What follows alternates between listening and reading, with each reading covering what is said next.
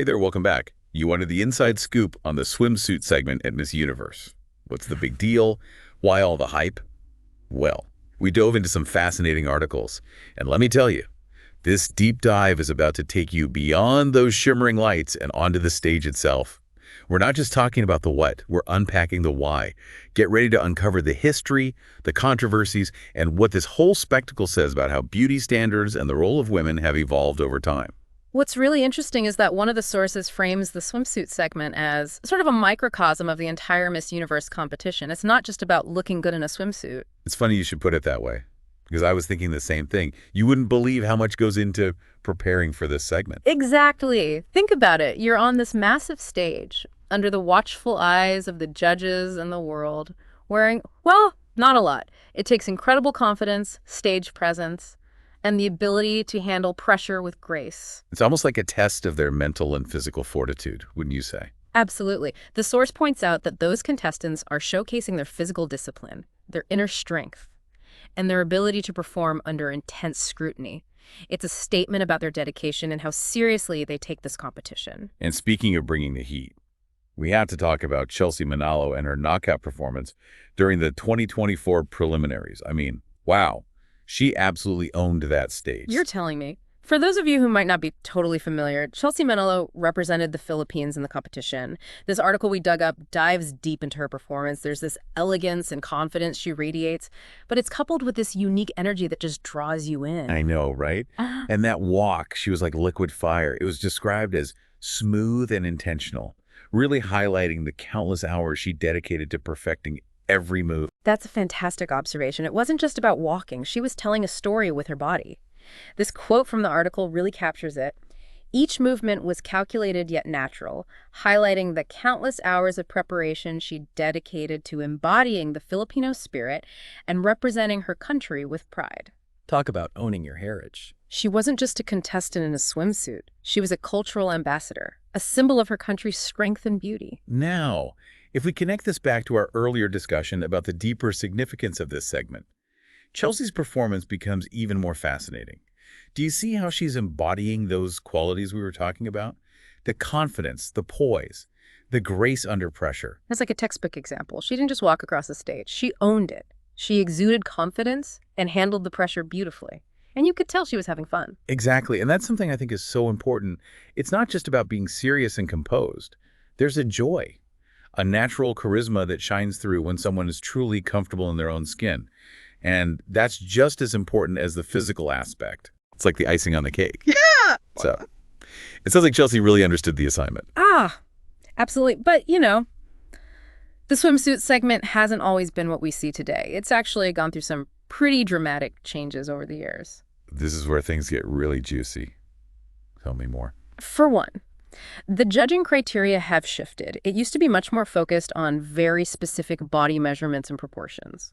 That makes sense, given what we were talking about earlier with Chelsea's performance. Right. So instead of focusing on specific measurements, the judges now look at the overall impression, how confident and comfortable the contestant appears, how well they command the stage, and how they use their movement to express their personality. It's a much more holistic approach. Which makes sense, considering how societal views on beauty and what it means to be a strong, confident woman have evolved over time.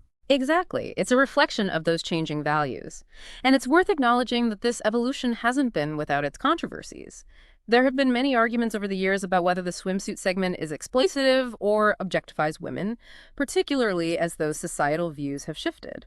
It's fascinating how these conversations about the role of women, about beauty standards, and about what's considered empowering or exploitative all converge in this one segment. It really highlights how complex and layered this issue is, doesn't it?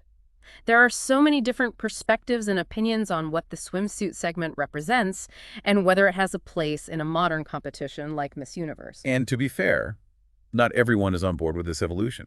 You've got those who say it's a step in the right direction, moving away from purely physical judgments and towards celebrating a multifaceted idea of beauty. Right. And then you have those who argue that judging women on any aspect of their physical appearance, even if it's framed as confidence or stage presence, is inherently problematic. They question whether it truly empowers women or simply perpetuates the idea that their value is still tied to their looks, even if those looks are presented in a more empowered package. It's a tricky issue, no doubt. So, how do we reconcile these different viewpoints? How do we understand the swimsuit segment in a way that acknowledges both its potential for empowerment and its potential for exploitation? That's the million-dollar question, isn't it? I think it starts with having these conversations, with being open to hearing different perspectives, and with acknowledging the valid concerns that have been raised. Yeah, it's interesting how even something as seemingly straightforward as a beauty pageant can spark such complex debates about societal values and gender roles. Yeah. It's definitely more than just a superficial spectacle. Precisely. It's a reflection of our culture, Yeah. of our expectations, and of how those expectations are constantly evolving. And this brings us back to Chelsea's performance and what makes it so compelling in this context. Absolutely. Remember how we were talking about her choice of swimsuit?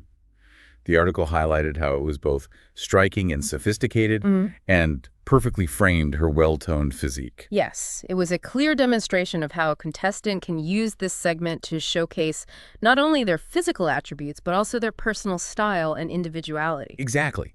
It wasn't just a random swimsuit. There was a thoughtfulness behind it, a statement. I love this quote from the article.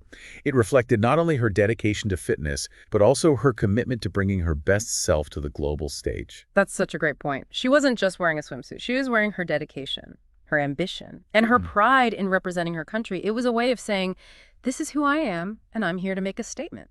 And she did just that. She owned it. But beyond just Chelsea, this whole conversation makes you think about the complexities of judging confidence, doesn't it? What does it even mean to judge someone's confidence? And what does that say about our society? It's such a fascinating question. On one hand, you could argue that focusing on confidence as a judging criterion is a positive step. It's a way of acknowledging that beauty is more than just skin deep, that it's about inner strength and self-assurance. And it could be seen as a reflection of our society's growing emphasis on individual empowerment, especially for women. We're celebrating those who are comfortable in their own skin, who aren't afraid to take up space and express themselves. Exactly. But on the other hand, there's also a danger in turning confidence into a quantifiable, judgeable trait. Because it implies that there's a right and wrong way to be confident, which can be incredibly limiting and even damaging, especially when you consider that these women are being judged on a global stage, with millions of people watching and analyzing their every move. And we have to acknowledge that what one person sees as confident, another might interpret as arrogant or overbearing. These judgments are inherently subjective, and they're heavily influenced by cultural norms and personal biases. Which brings us back to the importance of having these conversations, of critically examining the messages we're sending and the potential impact they have on women and girls all over the world. Absolutely. And it's a reminder that while the Miss Universe competition can be a platform for empowerment, it's also a product of our culture. With all its complexities and contradictions, it's a mirror reflecting back our values, our ideals, and our ongoing struggles with issues like gender equality and representation. It's been such an eye-opening journey, wouldn't you say? Who knew there were so many layers to unpack in something like the Miss Universe swimsuit competition? It's a testament to the power of deep dives. You start with a seemingly simple question. What's the deal with the swimsuit segment? And suddenly, you're exploring cultural value, gender dynamics, and the evolution of beauty standards. It just goes to show that there's always more beneath the surface. And that's why it's so important to be curious, to ask questions, and to challenge our assumptions. Absolutely. And that's what makes this whole discussion so enriching. We're not just passively consuming information, we're actively engaging with it, analyzing it, and forming our own conclusions. We've gone from talking about Chelsea Manalo's incredible stage presence to dissecting the historical context of the swimsuit segment and examining the controversies surrounding it. It's been a wild ride. And that's the beauty of it all. We've explored the evolution of judging criteria, the shift from a focus on specific measurements to a more holistic assessment of confidence and stage presence. And we've grappled with the complex questions surrounding the segment's relevance in contemporary society. Is it empowering, exploitative, or perhaps a bit of both? These are questions that continue to spark debate, and rightfully so. There are no easy answers. But I think the very act of asking these questions and engaging in these discussions is a sign of progress. It shows that we're not afraid to challenge the status quo, to examine our own biases, and to consider different perspectives. And ultimately, that's what we hope you take away from this deep dive. It's not about telling you what to think. It's about encouraging you to think critically, to question what you see, and to form your own informed opinions. So what are your final thoughts for our listeners today? What should they keep in mind as they continue to explore this topic, whether it's through watching Miss Universe or engaging in conversations about beauty standards and representation? I would say, remember that the Miss Universe competition, and the swimsuit segment in particular, is a microcosm of our society. It reflects our values, our anxieties, and our evolving understanding of beauty, femininity, and empowerment. It's a product of its time. And as times change, so too will the competition. So stay curious, stay informed, and keep asking those tough questions. Because it's through those questions, Through through those critical examinations, that we can truly understand the complexities of the world around us and work towards creating a more inclusive and equitable future. Beautifully said. And on that note, we want to thank you for joining us on this deep dive into the world of Miss Universe and the significance of the swimsuit segment. We hope this exploration has sparked your curiosity and given you a new lens through which to view this often debated aspect of the competition. And remember, we're always looking for new topics to explore, so if you have a stack of sources you'd like us to deep dive into, send them our way. Until next time, keep diving deep.